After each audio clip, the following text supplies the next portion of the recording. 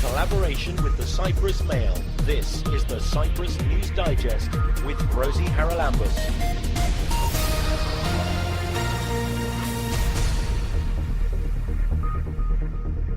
Coming up on the programme this week, we'll hear from the EU Commissioner for Trade, Cecilia Malmström, who earlier outlined a document that they've published presenting their comprehensive approach for the modernisation of the World Trade Organization.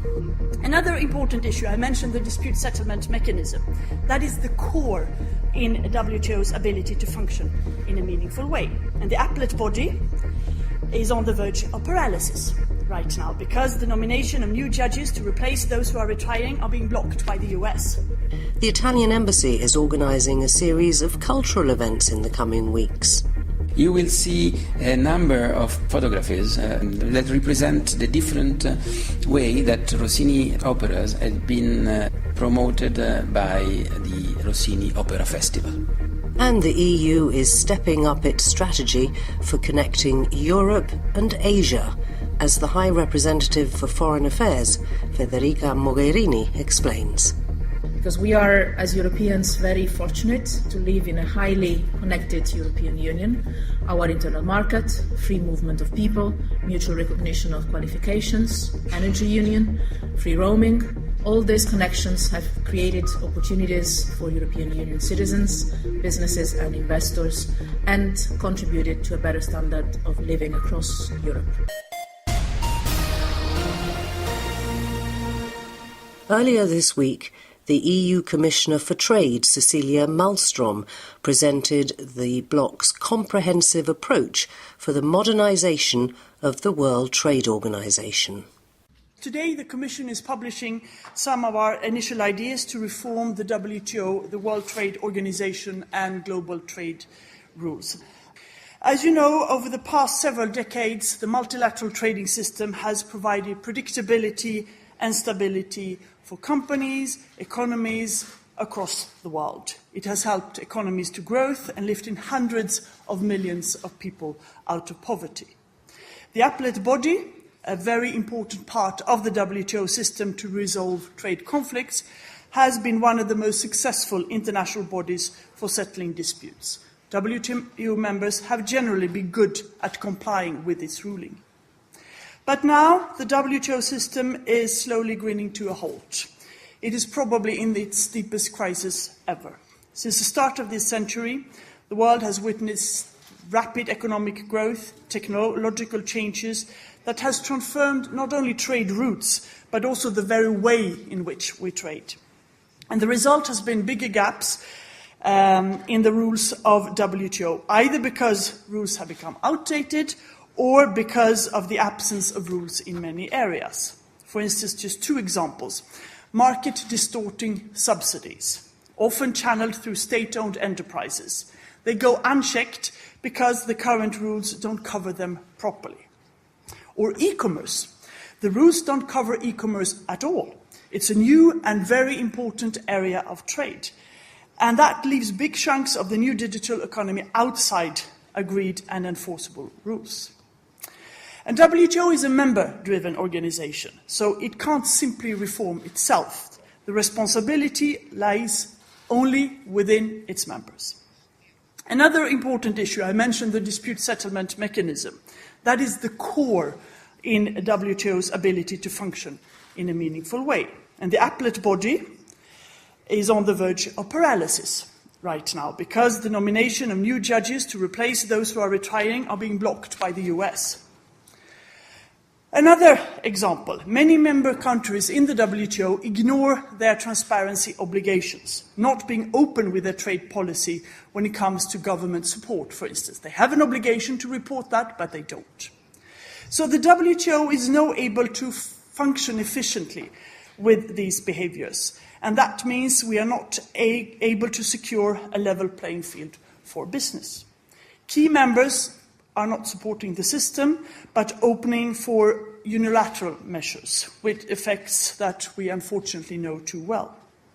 So the WTO must adapt, or it will be in serious trouble. And everybody will be hurt, but of course the most vulnerable countries will suffer the most. And only the members can change this organization. And that is why in the EU, we depend on fair, transparent, rule-based trade for our economic prosperity, want to take a leading role in pushing for reforms here. We are publishing some ideas today. We are discussing this with member states and the European Parliament, of course, and we want to start discussions with other WTO members how we can make the system more efficient for everybody. So you will see in these papers that we talk about how we can update the international trade rule book so it's fit for purposes for the global economy, looking into new rules or updating old ones in several areas, tackling forced technology transfers and industrial subsidies, for instance. It looks at how we can strengthen the WTO monitoring role to make committees and trade policy reviews more efficient, and to sanction WTO members if they repeatedly fail to meet their obligation. It discusses how we can work in new areas without everybody agreeing. Today, a handful, even one member can block others from even discussing new areas. So we need to see if we can work with plurilaterals that are open and inclusive in order to move forward in important areas, such as e-commerce. And we also look at how we can overcome the deadlock of the dispute settlement system, making specific proposals to address the concerns that has led to the blocking of appointment of judges. These improvements could improve the dispute settlement, make it more efficient and timely, and enable the judges to focus on substance. So, as I said, we are working with member states on this, European Parliament, and also with many other partners. For instance, we have a three-way talk with the US and Japan, and we will be meeting again next week. And we will also start discussions with China. One of the outcomes of the EU-China summit this summer was to set up a working group on WTO issues. And I just came back from Argentina, G20 trade ministerial meetings. There was a collective joint statement that we do need to work to reform and modernize the WTO. So we will continue this discussion the coming weeks and put even more concrete proposals on the table. And let me also take this opportunity to tell you about an important event taking place in New York next week, on Monday. Here, the EU is leading the way in efforts to stop trade in goods that can lead to torture or death penalty. So in New York on Monday, there will be the first ministerial meeting for the Alliance of Torture-Free Trade. You might remember that last September in New York, together with Argentina and Mongolia, the EU launched this initiative with a goal to end trade in goods used for capital punishment or torture. And over the past few decades, more and more countries worldwide have committed themselves to eradicate death penalty, torture, and inhuman and degrading treatment. But still, many countries continue to systematically carry out torture and the death penalty, using products that are traded and shipped internationally. And this is unacceptable, and that's why we have set up the alliance. Behind me, you can see some examples of the types of terrible goods that we are trying to ban. These products exist. They can be bought. More than 60 countries from all over the world have joined the Alliance for Torture-Free Trade so far. And we have been focusing on 4 areas: working towards controlling and restricting exports, including putting exports ban in places like we have in the EU. Second, to set up a platform for customs authorities to monitor trade flows and identify new products. Third, providing technical assistance to help countries to put legislation in place. And fourth, exchanging best practices for enforcement. And just before the summer, we had a meeting here in Brussels to share know-how and resources with countries who want to introduce tough export controls. And at the ministerial meeting in New York on Monday, we'll be looking at how we can keep up the international momentum to stop this trade. We'll be hearing from experts, and we hope that more countries will join the alliance at that occasion. And, importantly, we will discuss how to launch work towards a binding United Nations Convention to ban it. So this is what I wanted to say just before ending. While I am on the other side of the Atlantic, I am also going on Wednesday to Montreal for the first birthday celebrations of CETA, the Canadian agreement, meeting with the Canadian Trade Minister and take stock of how the implementation of the agreement is going. The actual anniversary is this week, on Friday. There will not be any birthday cakes here in the press room, but there will be material that we can share with you, videos, examples, and statistics of how the EU countries are benefiting from the CETA agreement as from Friday. So that's what I wanted to share with you, and I'm happy to take your questions. Thank you. I've got a question on topic, and then I've got a question which I think is the question lots of people will have about the situation with the US and China and the latest tariffs. So I guess you want to come back to that. But my question on the topics for today is Commissioner, what scope do you see to actually have cooperation with the US on this agenda for WTO reform, given that they are the ones responsible, for example, for the current situation with the appellate body? Do you see a scope to forge a common agenda with them, especially as it seems it's going to be very difficult to forge one with China, given we are a contretemps with them on many of these rules or lack of rules? Well, the US have blocked the appointment of the arbitrators or the judges in the appellate body. We have listened to some of that criticism. I think some of the criticisms are things we could work at to make it more efficient and more transparent and so on. And you will see in our papers that we make some very concrete proposals there. Of course, the basic line is that it should not undermine the integrity of the judges or the arbitrators, and that it is very important to have this two-level system that we have today in the WTO. So here we have put forward proposals, and we will discuss them with the US. As I said, we also have this ministerial working group with the US and Japan. We have met now on 3 occasions with the US Ambassador Robert Lighthizer and the Japanese Minister Seko, to discuss issues. Appellate body, yes, but moreover, the need for new rules, for new updating of the rule book. I mentioned here forced technology transferred, industrial subsidies. These are maybe 2 urgent issues that we need to discuss. And here we have made progress, and here we do see a strong engagement by the US on this. So I think they want to work with us to update the rules and to reform the WTO. Obviously, China has to be on board, and the whole membership has to be on board if we want to reform the WTO. So we are talking with China as well. And as I said, we just formed this working group with China. It has not only met on a lower level yet, but I think that can also be something useful. China is willing to talk to us about these issues. So I'll hope this can lead to something. It will not be easy, but there is a feeling, I would say, among most of the 164 members in the WTO that we really must reform and strengthen the organization. Have you received any signal from the United States whether they are, whether the proposals that you're putting forward are sufficient for them to lift the blockage, or do they want much more from China or from the EU on WTO reform, or maybe do they not even want any WTO reform and just want to do away with the appellate body? Well, we published these papers just half an hour ago, so I'm not sure they're awake yet. So I haven't received any call. We are not reforming the WTO to please the US.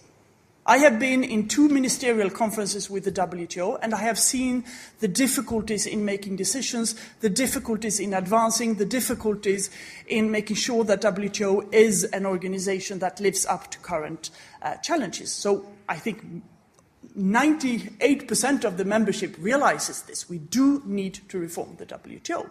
Then, on the appellate body, there so far we have not seen any opening with the US. But also, again, we have coming now with more concrete proposals. We will continue to push them. And we will do that together with other member countries who are very concerned about the blocking of the appellate body. EU Trade Commissioner Cecilia Malmström speaking in Brussels earlier this week. Keep up to date with events in Cyprus and around the world with the Cyprus News Digest. Well, the holidays are over, and back right into the swing of things is the Italian Embassy in Cyprus. They've got all sorts of events coming up over the next couple of months. Let's start with the Italian Film Days, which actually began on Wednesday this week, but you do have a chance still to catch some of the films before it all wraps up on the 25th of September. Joining us on the programme, a great honour to have the Italian ambassador to Cyprus, Andrea Cavallari. Andrea, can you just tell us about the Film Days Festival? Because that's something that's been going on, I think, in Cyprus for several years now, and you've got quite a following for Italian films. Yes, this is true. This time the proposal from the embassy is a 7 days, if I'm not wrong, program of movies, both in Limassol at the theatre, at the Rialto Theatre, and here in Nicosia at the Pantheon Theatre. And I would like to thank so much the two theatres for hosting this event. So how did you choose the films that are going to be included this year? Well, the selection has been made by an Italian company. It's called Imago, and they will be present on the opening day and throughout the festival. We asked them to select a few films which represent the Italian production of the most recent years. So you will see in the program movies are no older than 2015 and mostly are from last year, 2017. And can you tell us a little bit about the films? Well, I think that our listener will discover from the program, but they are all very much interesting. The movie we are presenting are a good selection of new movies from emerging film directors, but also well-established film director like Francesca Comencini. And I would like to point out that our closing evening here in Nicosia will be dedicated to Taviani brothers, in particular with their movie Una questione privata. And it's interesting because you've asked the audiences, I think, to get a little bit involved by rating the movies. How's that going to work? Well, we hope this will be accepted by people coming to the theatres. We propose them to rate the movie across the week, and the final evening we will discover altogether the results. Right, now then, a lot of people here, of course, don't speak Italian. Are there subtitles in Greek or in English? Well, all the movies have subtitles in English. And we hope that having the movies in original language will also a possibility for those who know already Italian, or for those who want to learn Italian, to be rewarded with some nice movies in original language. Which is always better. Dubbing doesn't work really very often, I think. So that's Italian Film Days. It kicked off on Wednesday, but it does run all the way through until Tuesday, the 25th of September. There is a Facebook event, I believe, on this with the details, or I presume that on the website of the embassy everything's both. there? I mean, when the embassy communicate through the different instrument, we have on the website of the embassy you will find the whole program, but also through the social media, Facebook and Twitter. Right, now then, that's the Film Days, but I did say at the beginning there were other events coming up, and there are indeed. Let's talk, if we may, about a lecture that's happening on the 27th of September, and it's by Professor Antonio Scamegliotti. Is that right? Is that correct? Yes. And it's interesting because molecular sciences and cultural heritage. I'm hoping we get to speak to the professor on the programme when he's here, but what does he mean by that? I hope so, and even if it sounds strange, I think that the very basic of the activity to protect and preserve a work of art, cultural heritage, need expertise from plenty of horizons, including people like Professor Sgamelotti, professor of University in Perugia, and teaching chemistry. He is the person that for a number of years has developed in collaboration with others in Italy a technique to restore ancient painting or work of art. And I think that his presence here in Cyprus, in collaboration with the Cyprus Institute, is a way to reinforce the collaboration between our two countries in the year of the European cultural heritage. So that's going to be happening at the Cyprus Institute, I think, on the 27th of September, which will be Thursday next week. And it starts at what time? If I remember well, it's at 7 o'clock. 7 o'clock, if you want to hear about molecular sciences and cultural heritage, how they interact, the roles they play with a distinguished Italian professor. And then let's look ahead to next month, because in October, from the 4th until the 20th, the Rossini photographic exhibition, again organised by the Italian Embassy. So what's that about? As you know, this year we celebrate this 150th anniversary of the death of Rossini. This means that through the Ministry of Foreign Affairs and the diplomatic network of Italian embassies abroad, we promote all kinds of events to celebrate this important anniversary. Already we had here in Cyprus a couple of major events. One in June at the Presidential Palace, a Rossini Gala. It was an event that we ran together with Teleton Cyprus and the Cyprus Institute of Genetics and Neurology. We had also, and I thank in particular Aphrodite Festival, a beautiful opera in last days of August and beginning of September in Paphos. This was Barbiere di Siviglia, an excellent performance together with the Cyprus Symphony Orchestra. This time is a different kind of event. It's a photo exhibition that we are running at the Center for Visual Art and Research here in Nicosia. It will stay on the whole month of October, more or less. It starts on the 4th and conclude on the 20th of October. You will see a number of photographies that represent the different way that Rossini operas have been promoted by the Rossini Opera Festival.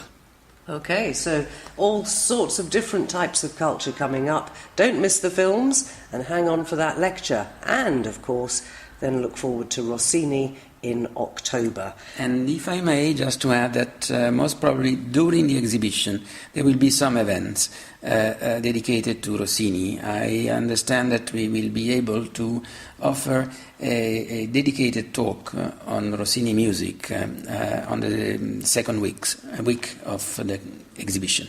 So lectures as well as photographs and everything else. And you will find all the details if you visit the Embassy of Italy in Nicosia's website or look for them on Facebook. We've been talking to His Excellency Andrea Cavallari, the Italian ambassador to Nicosia. This is the Cyprus News Digest with Rosie Charalambous. Earlier this week, the European Commission and the High Representative of the Union for Foreign Affairs and Security Policy, Federica Mogherini, adopted a joint communication that sets out the EU's vision for a new and comprehensive strategy to better connect Europe and Asia. This is what she had to say. I'm very pleased to be here today together with Violetta to present our vision that we presented today in college, how to better connect Europe and Asia. And let me say from the beginning, I was just last week in Strasbourg in the European Parliament plenary discussing our relations with China. It immediately came up how relevant it is, and it must be our work on connectivity from a European perspective. Because we are, as Europeans, very fortunate to live in a highly connected European Union. Our internal market, free movement of people, mutual recognition of qualifications, energy union, free roaming, all these connections have created opportunities for European Union citizens businesses and investors, and contributed to a better standard of living across Europe. These connections, these benefits have been achieved through the European way.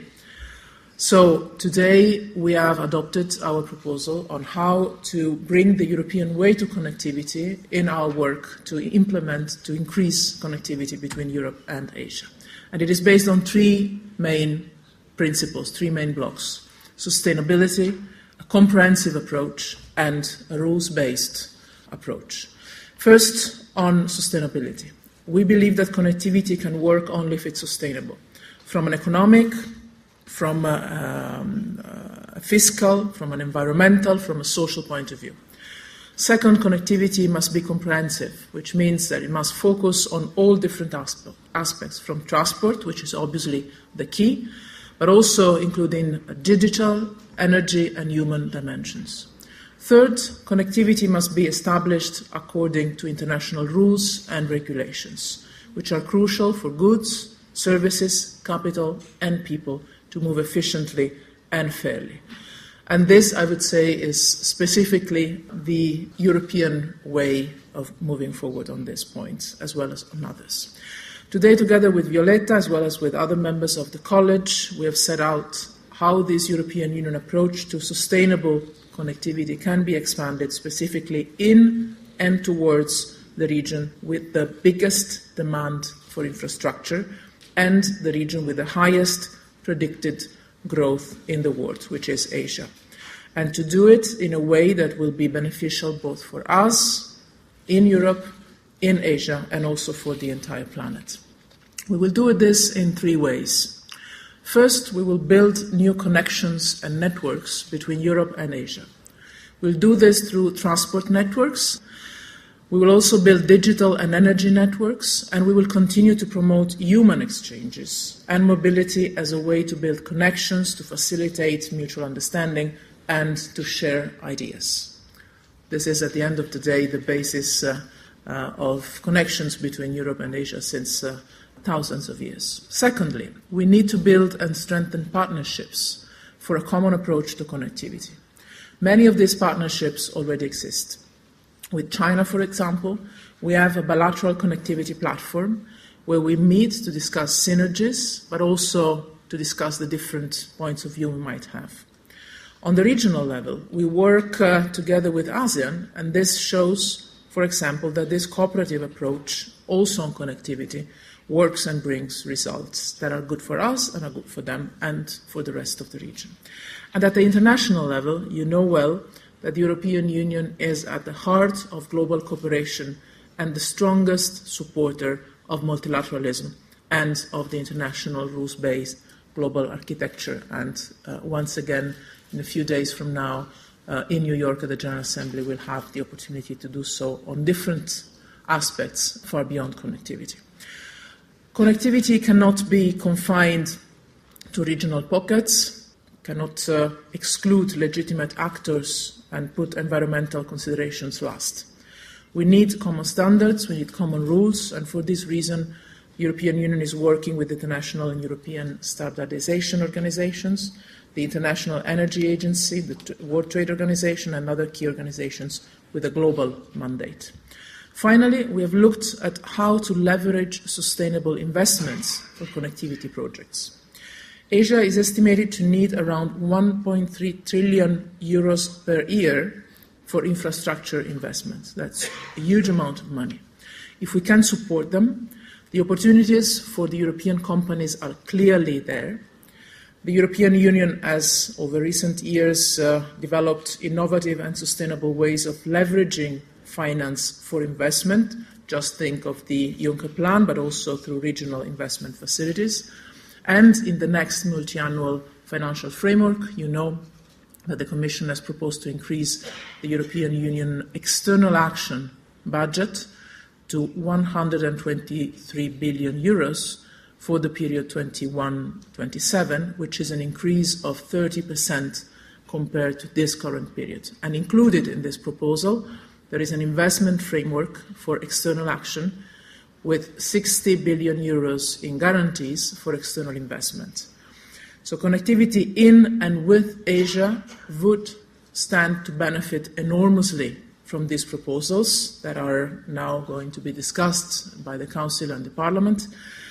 And I'm sure that if the decision will be confirmed in that direction, we will have 3 or 4 times more of the European Union investments compared to today as a result of this increase. So I finish here. It is something big. It is something consistent with our overall global approach. It is something that could be good not only for our people but also for our businesses. And I know that our friends, not only in Europe but also in Asia, are very much looking forward to start working on that. The EU's High Representative for Foreign Affairs and Security Policy, addressing a conference in Brussels earlier this week.